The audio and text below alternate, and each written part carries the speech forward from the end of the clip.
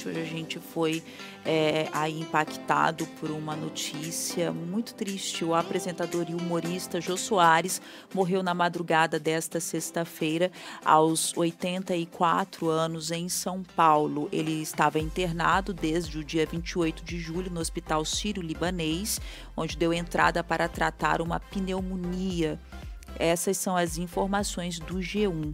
O falecimento de Jô foi comunicado por Flávia Pedras, ex-mulher do apresentador, pelo Instagram. Na postagem, ela diz que o humorista morreu cercado de amor e de cuidados e que o funeral será restrito aos familiares e amigos. Que triste, né? A gente já chegou a comentar junto comigo agora, e com o Jackson está Alan Lima. Olá, bom dia, Bia, bom dia a todos, bom dia, Jackson. Bom dia.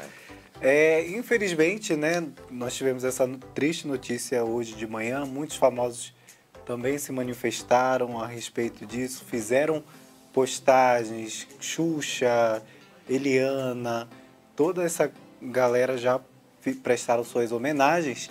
E nós tivemos a participação, vamos ter agora, de uma pessoa que foi entrevistada pelo Jô Soares, que foi o tio Adão aqui, e ele está com a gente ao vivo para falar sobre isso. Seja bem-vindo, tio Adão, ao Dia a Dia. Bom dia, tio Adão, tudo bom? Isso.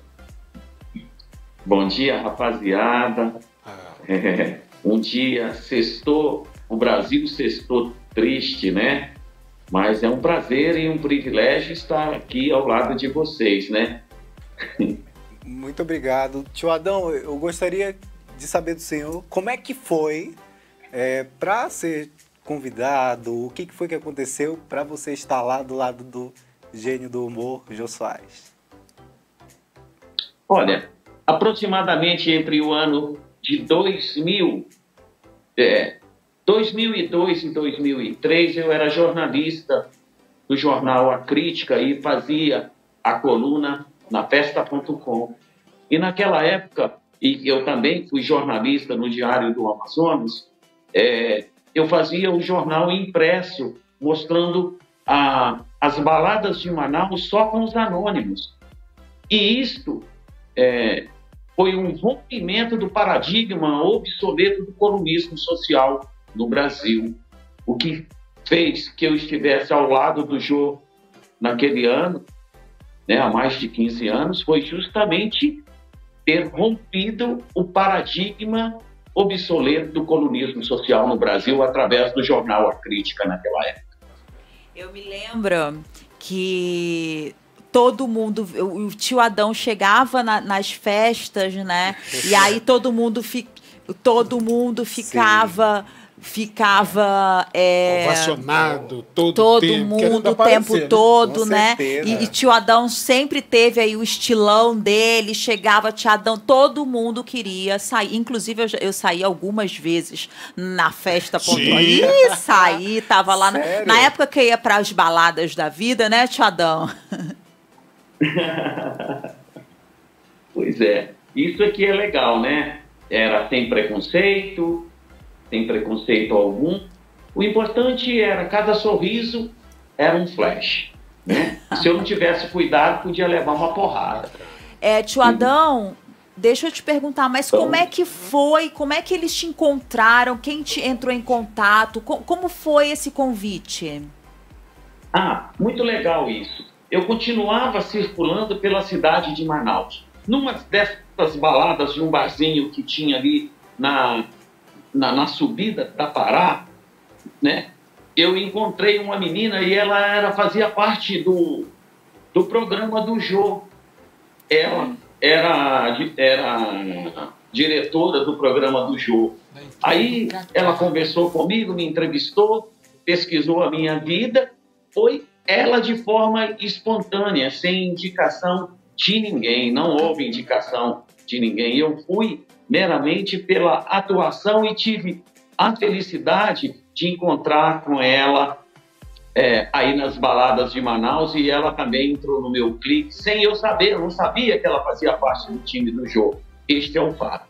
Olha, e como é que foi, né, esse grande dia, né? Imagino que que tenha batido deve uma ter sido uma emoção, emoção porque ser entrevistado pelo Jô, como foi isso, tio Adão?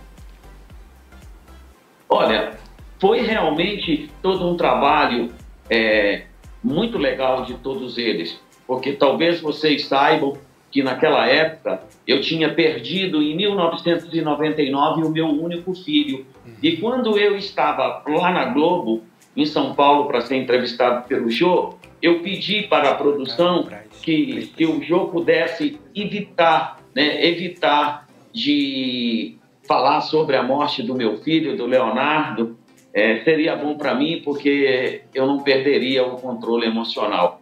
Apesar de eu lhe afirmar que o controle emocional já estava abalado muito tempo depois, inclusive ao passo de eu não conseguir ficar lá nos estúdios após a entrevista, porque me deu um desarranjo intestinal muito forte. Então, foi muito por causa do Jô.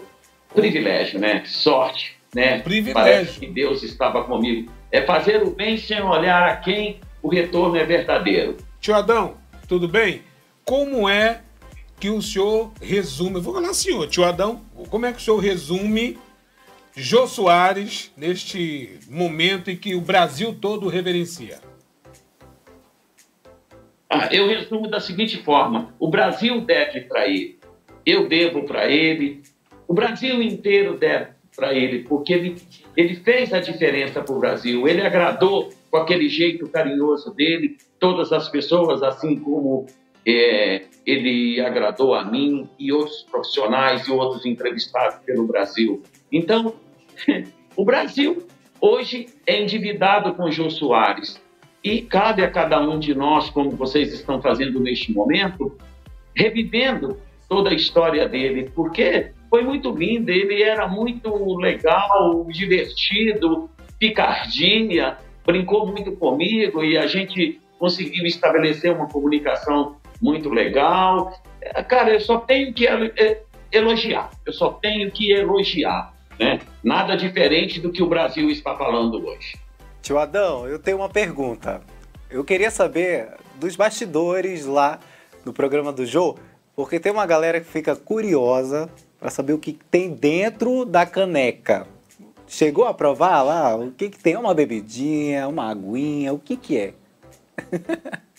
É água mesmo, sabe? É muito interessante esse lado do Jô Soares. Todo mundo fica curioso, né? Virou um modelo, né?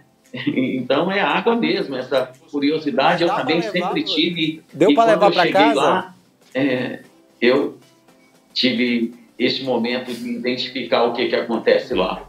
Mas faz parte do jogo e hoje todo mundo inventa. É possível que alguém hoje esteja colocando até cerveja. Parece que tem um apresentador de televisão aí que ele coloca uma cervejinha lá, né? Muito interessante, né, já? E é bom revê-los, hein, gente? Tio Adão, eu queria saber se o senhor levou para casa essa canequinha, porque eu levaria. Jô, com licença aqui um minutinho. Obrigado. Levou para casa? Cara, é isso que foi o diferente, que poucas as pessoas ficam sabendo. Eu perdi o controle emocional, me deu um desarranjo intestinal depois do programa que eu tive que ir embora. Muita dor de cabeça, muito problema, eu tive que ir embora. Inclusive, meu colega jornalista, o Holanda, foi muito belicoso e muito desagregador, dizendo que eu me caguei na frente do jogo. Com paciência, né? Mas essa é uma história verdadeira. Vocês estão rindo? Puxa vida! Mas eu me borrei todinho. Não, Jackson, não ri não. Não, eu tô seguro, eu tô bem, Se não, quando eu encontrar com você aí, você vai ver. Às vezes isso acontece comigo aqui, às vezes é brincadeira, não. É verdade. Tio Adão, é uma uma curiosidade. Mas é gostoso. Pode falar. O gostoso é o pós. É isso que aconteceu nos bastidores e o motivo é que eu não consegui trazer a minha caneca, mas foi muito legal, gente. Mudou a minha vida. Naquela época eu cheguei a ter, só uma informação para vocês que são jovens e muitas pessoas talvez não saibam disso. Nós rompemos o paradigma obsoleto do comunismo social. No Facebook, eu cheguei a ter 4 milhões de page views. Mais do que um monte de gente no Brasil não tinha a quantidade de peixe-rio que a gente tinha aqui no Amazonas. E foi muito importante para o Amazonas, porque o maior inimigo da Amazônia é o desconhecimento. O desconhecimento da Amazônia, ele existe porque ela é muito grande. Nós que moramos na Amazônia, não conhecemos a Amazônia pela sua imensidão. O Brasil, esses caras malucos que tem lá, muito menos do que a gente, tanto que não valorizam Manaus, não valorizam a Amazônia. E também o exterior. Quem é o exterior para falar sobre a Amazônia, pela sua imensidão? Se nós que moramos aqui não conhecemos, então naquele momento eu tive a oportunidade de divulgar Manaus para o mundo ver, de divulgar a nossa cultura, de continuar divulgando até hoje, né? Hoje se fala em podcast. Eu já fazia web rádio lá atrás com as meninas Pink, como a nossa amiga Manu, que trabalha na Prefeitura Municipal de Manaus, na área de marketing, Lícia Zaranta, olha aí, nossa colega jornalista, e por aí vai outros profissionais que estão aí. Então, o Jô Soares nos propiciou divulgar o Amazonas para o mundo ver. Tio Adão, muito obrigada por participar aqui com a gente. É uma honra, viu? Uma honra mesmo. E o tio Adão sempre foi vanguardista, né? Incrível. E eu sempre vou me lembrar de você chegando lá, né? Usava cabelo vermelho, cabelo colorido, não só vermelho também, mas, né, sempre usava aquele cabelo colorido, sempre foi vanguarda. E sempre teve muito carinho. E assim, o mais legal é que eram pessoas anônimas, que poderiam se ver, né? Muitas pessoas realizaram o sonho de se ver no jornal. Pô, né? Era uma coisa totalmente, né? Muito legal. Tio Adão, muito obrigada pela sua participação. E muitas bênçãos, muito sucesso, muita saúde para o senhor. Que o dia a dia de vocês continue sendo digital, mas que também vocês tenham a oportunidade de abraçar muita gente. Fui!